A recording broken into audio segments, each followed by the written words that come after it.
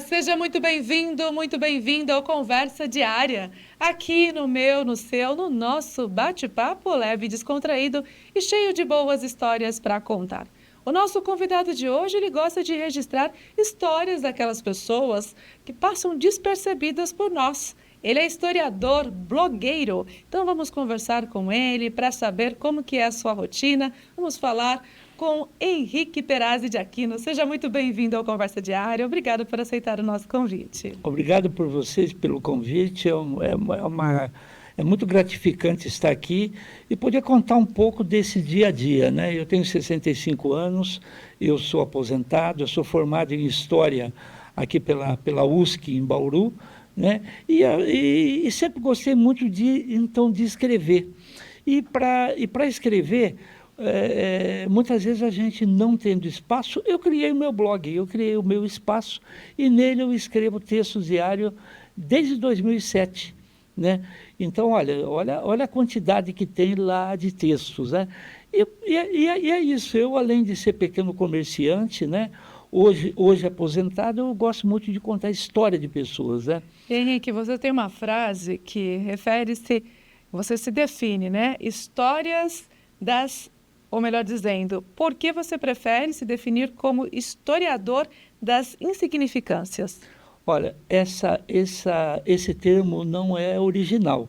Eu copiei de um historiador carioca, Luiz Antônio Simas, e ele também, como eu, ele tem um livro muito bonito que são As Pedrinhas. As pedrinhas são isso. São essas pequenas historinhas, as pequenas coisas que, quando juntadas todas, elas formam uma grande coisa, né? Elas dão uma grande história. E o Simas, ele usa muito esse termo, historiador das insignificâncias. Eu me apropriei de imediato desse termo, porque eu achei interessante.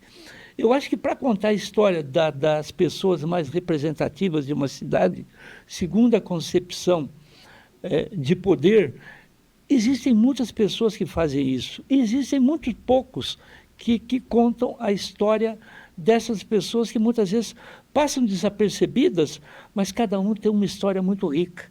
Eu me ponho a fazer isso, isso é gratificante, é gostoso, né? E eu venho fazendo isso ao longo do tempo.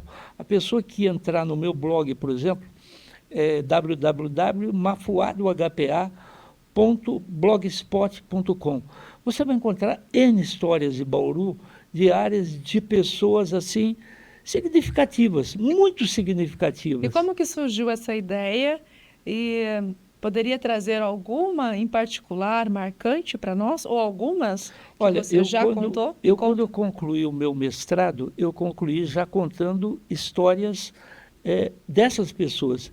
E eu juntei 3 histórias, que são 3 histórias de pessoas muito conhecidas em Bauru. Uma é a Maria Inês Faneco. A Faneco é a pipoqueira da cidade.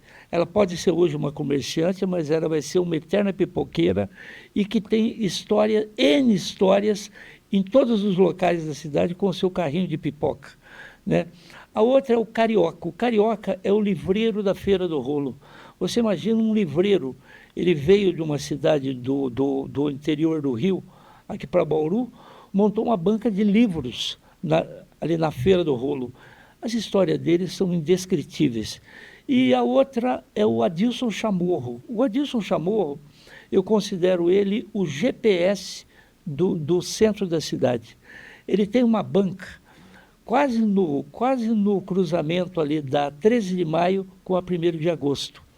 E nessa banca, ele é um localizador ali da cidade, ele é ponto de encontro ali de conversas. Então, pessoas como essas, histórias como essas, são as histórias que me interessam. E eu adoro ficar contando essas histórias. Muito bom. Em relação a descobrir esse momento, vem da infância também ou não tem nenhuma relação? Foi mais na vida adulta mesmo, depois dessa formação? Eu acho que esse interesse, assim, também pela cidade, veio por Bauru. A Bauru que eu admiro é a Bauru ferroviária. O progresso de Bauru a gente tem a gente tem que valorizar sempre e enaltecer isso. Ele é oriundo da ferrovia. Eu sou fruto da ferrovia. Meu pai e meu avô foram ferroviários. E eu sempre ouvi e vivenciei muitas histórias ferroviárias. E a partir daí eu fui me interessando não só por essas, mas por outras, né? Eu sou um colecionador de histórias. As insignificâncias lá das minhas histórias são histórias desse tipo. Você, por exemplo, você pode ouvir uma pessoa importante como eu quase escrevi um livro contando a história do seu Cláudio Mantini, mas o seu Cláudio tem uma história muito mais rica do que ele como empresário, que foi a história dele dentro dos trens. Essas histórias que me interessam, né? Ele como vendedor, passando pelo corredor ali do trem, ou como vendedor ali na Praça Machado de Melo, quando ele começou as atividades dele. Então, eu quando observo uma pessoa fazendo isso, isso me encanta. Eu me aproximo delas e vou contando histórias. É o seu grande começo, desde a infância, entendendo um pouquinho sobre cada indivíduo e não aquele profissional que já tem e está em evidência. Seria referente a essas histórias que são Isso vem um contadas. pouco também, Mara, acho que da leitura, né? Eu acho que quando a gente se interessa por ler, né? Eu sou um devorador de livros. Você vê, agora que eu me aposentei, eu estou lendo mais. Eu estou concluindo o sexto livro esse mês. Então e depende muito também o tipo de leitura que você faz, né? O livro de crônicas, esse livro de histórias. E o que você gosta de ler? Eu gosto muito de biografias, de crônicas, né? Eu já li muito texto acadêmico, mas hoje, com 65 anos, você tem que abrir mão de ler aqueles textos difíceis, demorados. Hoje eu me concentro mais em crônicas, memórias, artigos e coisas dessa linha. Isso me arrebata também. E isso também, ele transforma a gente, porque ele muda o seu vocabulário, a sua forma de interpretar. À medida que você vai se aprofundando nesse mundo ali da leitura também, você vai abrindo novos leques, né?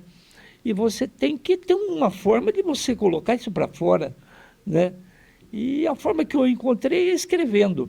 E agora, em algumas vezes, eu tenho tentado também gravar. Eu gosto mais de escrever do que de entrevistar as pessoas. Mas a partir, um pouco antes da pandemia, eu comecei a gravar com as pessoas. Essas gravações têm alguma parceria com Roberto Palu? Não, a do Palu é mais recente. Essas anteriores, elas chamam Lado B, a importância dos desimportantes. Eu junto ela e elas estão no blog também. São entrevistas semanais que eu faço com tipos populares e pessoas interessantes que eu considero da cidade. A do Roberto Palu é mais recente pelo seguinte, é uma outra união muito interessante. O Palu é um produtor cultural muito conhecido na cidade, um publicitário famoso, ele já fez muitas campanhas políticas e tal. E eu tinha uma intenção, quando o governo federal ele lançou os editais dessas leis de incentivo a Paulo Gustavo e Aldir Blanc, eu falei, puxa, elas são ligadas a audiovisual, eu não entendo nada de audiovisual, eu preciso me acercar de alguém que entenda disso. Eu sou historiador, eu posso ir lá me interessar, desbravar as histórias, descrever as histórias, mas eu preciso me juntar de alguém que tenha um conhecimento nessa área. Eu fui atrás do Palu e nós nos unimos, então nos juntamos e já estamos na quarta história em cidades aqui da região. Começamos em Cabralha Paulista, fomos para Arealva, fomos para Iacanga, estamos tentando mais algumas 2, 3 cidades aqui na região com novos projetos, contando a história das cidades segundo essa concepção dos seus personagens. Eles contando essas histórias. Cidade das Águas tem também essa relação dessas histórias da cidade? Queria que você comentasse um pouquinho para a gente, detalhasse. A Cidade das Águas é muito interessante porque Arealva é uma cidade muito próxima daqui e toda vez que você chega lá, na entrada da cidade tem uma placa, Cidade das Águas. E quando eu fui fazer o documentário, quando eu fui apresentar agora lá, depois dele pronto, né? Eles reuniram várias pessoas ali no auditório, e eu falei o seguinte, na qualidade de forasteiro, eu venho em Arealva, eu vejo essa placa. E eu quis contar o porquê que ela é a cidade das águas. Isso é interessante, porque eu reuni, eu acho que aproximadamente umas 25 pessoas, cada um contando uma passagem, o do porquê ela é a cidade das águas.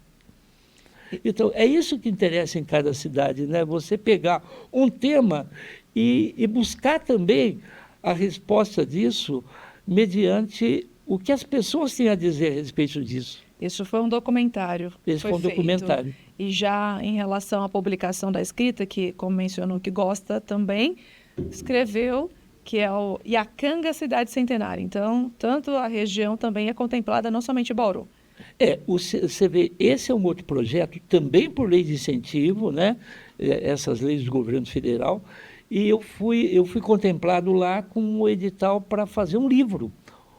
Iacanga está completando 100 anos esse ano, né? E eu participei ali da concorrência e ganhei, né?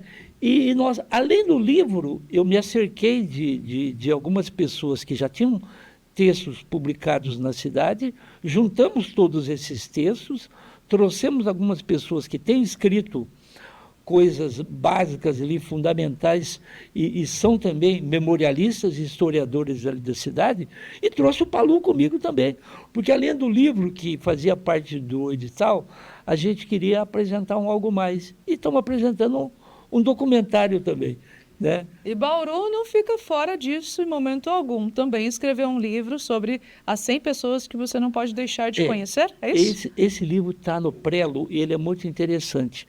Ele não está publicado, ele está na minha cabeça, ele está no papel e ele deve sair ano que vem. As 100 pessoas que você não pode deixar de conhecer em Bauru. E por quê? E essas pessoas, eu quis retratar 100 pessoas, mas nenhuma, assim, empresário, uma pessoa da... Eu quis mais as pessoas, os tipos populares de Bauru. As pessoas que você tromba pela cidade e que você muitas vezes não sabe o que está por trás dela. Essas pessoas, como eu já disse, as histórias delas sempre me interessaram e eu juntei 100. É um problema você juntar 100, porque é claro que existem muito mais que 100.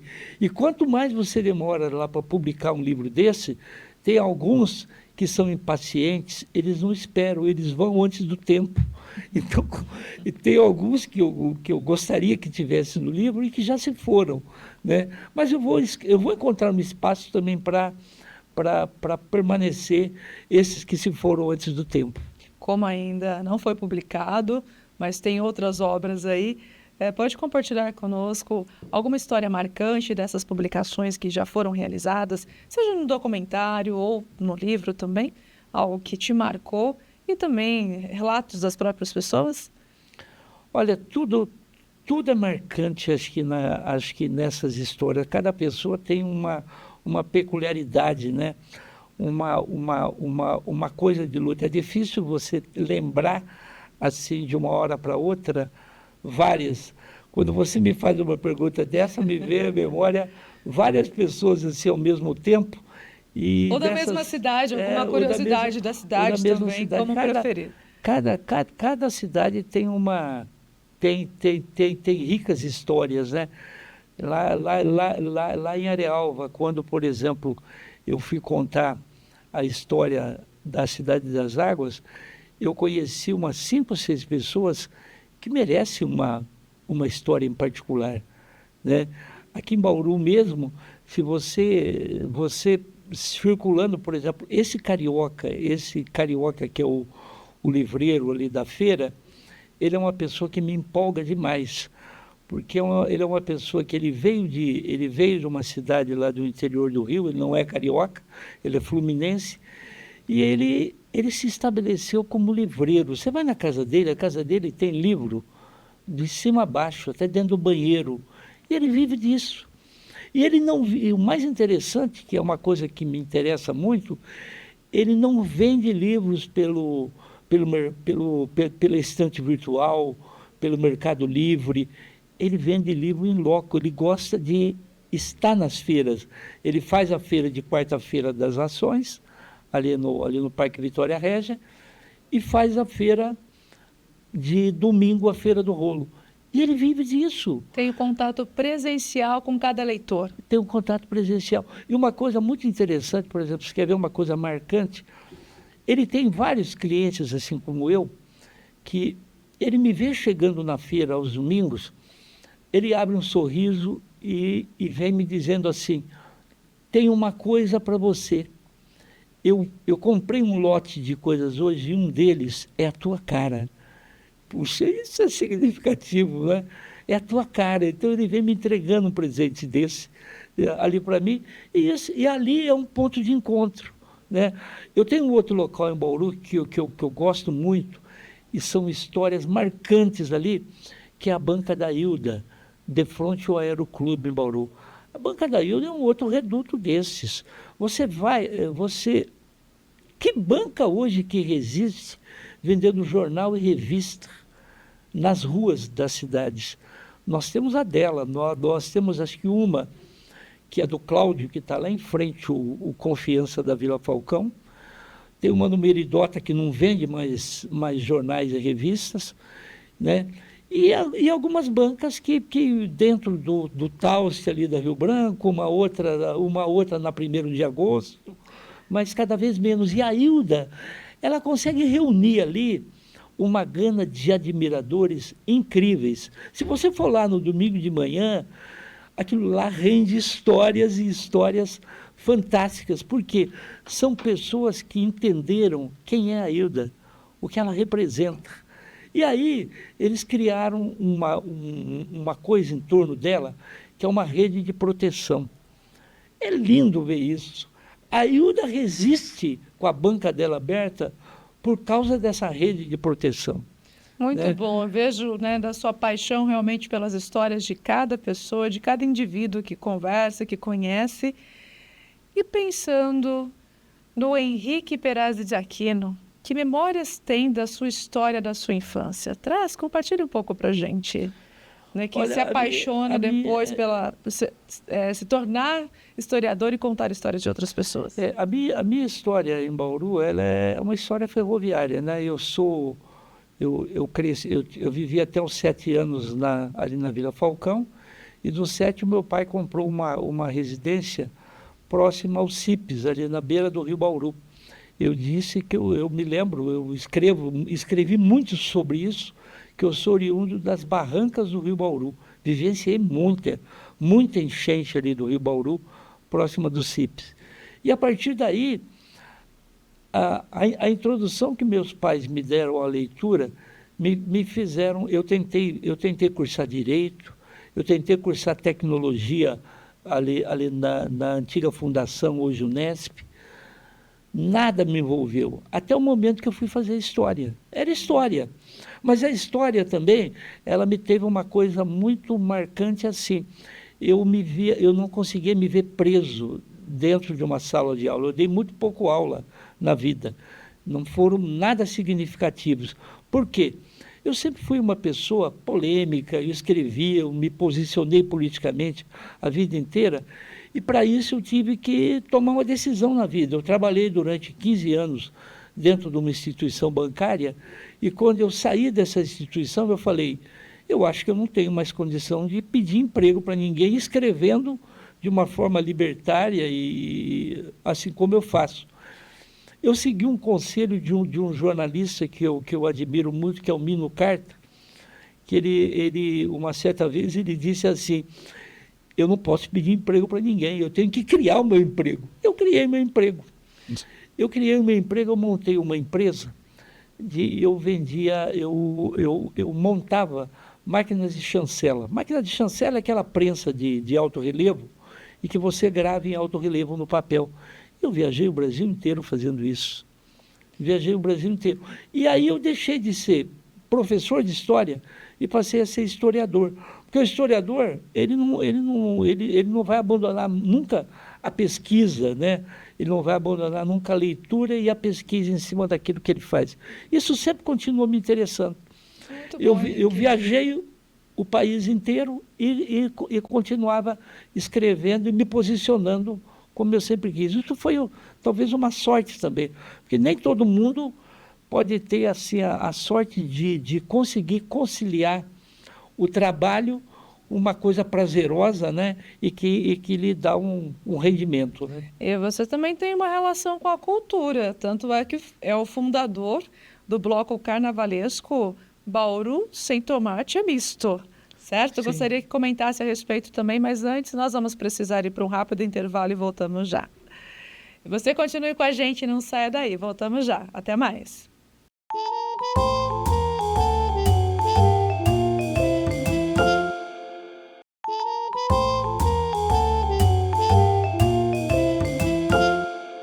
Voltamos com Conversa Diária. O bate-papo de hoje é com o historiador e blogueiro Henrique Perazzi de Aquino. Antes do intervalo, havia perguntado, né, justamente sobre ser o idealizador, o fundador do bloco carnavalesco Bauru Sem Tomate é Misto. Comenta pra gente como que surgiu essa ideia e também, né, como que é a atuação do bloco na nossa querida Bauru.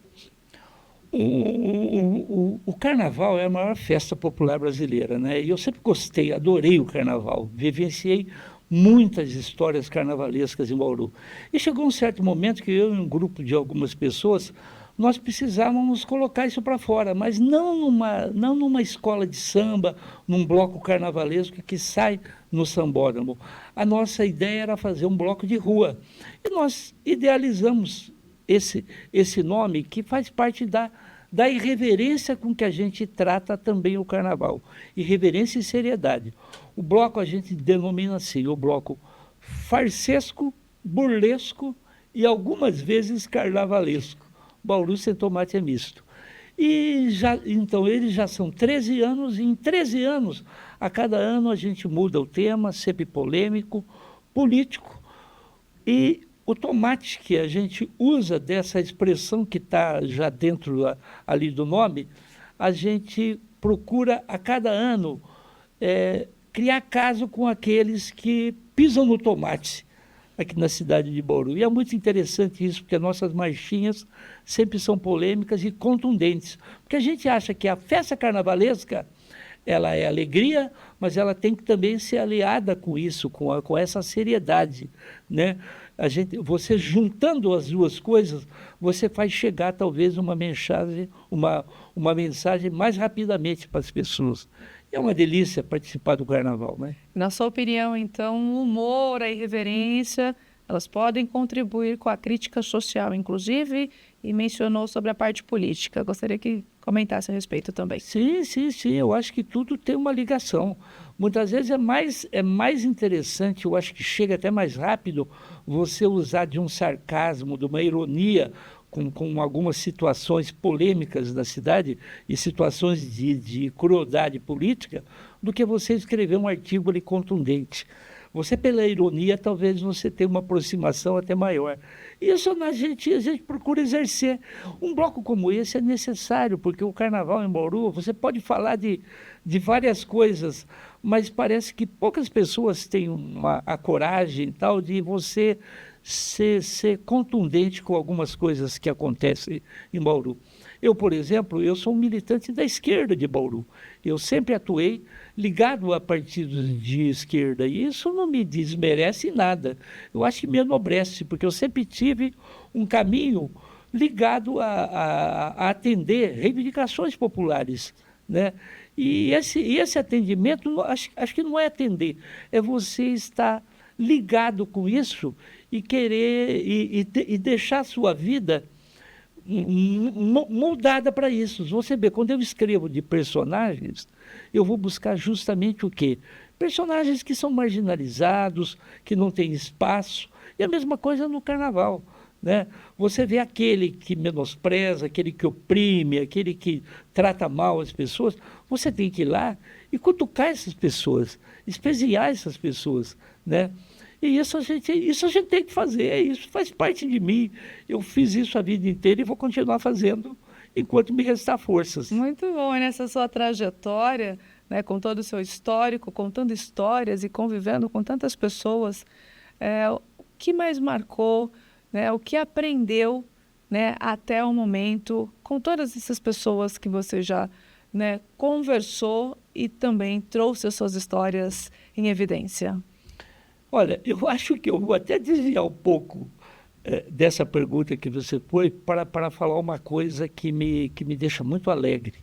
Eu consegui, ao longo desses anos, eu tenho um filho só, ele tem 31 anos, e eu consegui que ele se tornasse uma pessoa que lê muito mais que eu, que interpreta a vida de uma forma melhor do que eu faço, e isso eu me sinto plenamente realizado.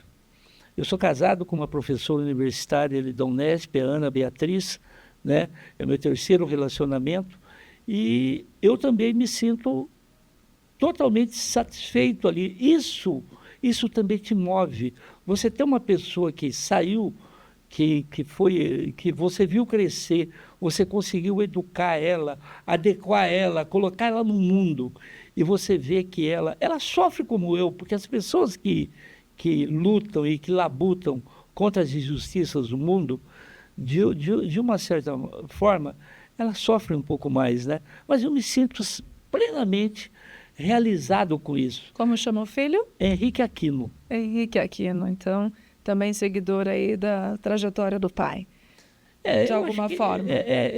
ele é seguidor assim. Eu tenho uma coisa bem peculiar hoje, por exemplo, eu sempre li muito a vida toda, né? E uma coisa que me marca hoje, ele vem lá com seus 31 anos, lendo tudo aquilo que eu já li há décadas atrás, 30, 40 anos atrás, e ele está com aquilo aflorado, então lá na mente dele nesse momento. E ele quer discutir comigo aquilo que ele acabou de ler, e eu tento, porque eu li isso há 40 anos atrás, e é uma delícia fazer isso com ele, porque pô, eu vejo o quanto ele está crescendo, né? E o quanto eu tento acompanhar esse crescimento dele, mas eu já não consigo mais, mas eu tento. Muito Isso é bom. maravilhoso. Isso é família também, né? Crescimento importantíssimo. Chegamos ao final do Conversa Diária, do nosso bate-papo, até porque conversando a gente se entende. Gostaria que deixasse uma mensagem para quem nos acompanha. Fique muito à vontade, aquilo que estiver no coração. Olha, eu como historiador das insignificâncias, eu acho que tudo na vida hoje uma coisa que nesse mundo a gente vê muito, as pessoas elas não procuram ouvir mais a diversidade de opiniões. Isso é muito triste, Mara, porque as pessoas hoje, elas pegam uma observação, elas pegam uma informação hoje pela rede social, e elas acreditam que aquilo é a verdade absoluta. A verdade absoluta não existe. O confronto de opiniões, o confronto de ideias, você lê várias linhas de pensamento ao mesmo tempo, é só assim que você vai conseguir chegar numa suposta verdade dos fatos, né? E hoje é tão triste você abrir a internet e você ver pessoas que mal leram um texto, e eles se acham donos da verdade e batem cabeça e não aceitam discutir uma segunda opinião. E tudo na vida você tem que ser calcado nisso, numa amplitude de opiniões, para que você talvez possa chegar a uma conclusão. Recado dado. Obrigada pela sua participação aqui no Conversa Diária. Eu desejo para você sucesso e que continue aí contando muitas outras histórias por meio de outras histórias. Sucesso! Obrigado, Mara. Eu vou embora querendo mais. Fica o convite para retornar num bate-papo, numa próxima oportunidade. Já deixo desde já o convite, tá bom? Obrigado. Então, nós encerramos o nosso bate-papo do Conversa Diária de hoje com Henrique Perazzi de Aquino, esse historiador e blogueiro que inspira outras pessoas por meio de muitas outras histórias. Aqui eu vou deixando para você o meu muito obrigada por nos acompanhar até aqui e o meu forte abraço. Até o nosso próximo encontro. Tchau, tchau!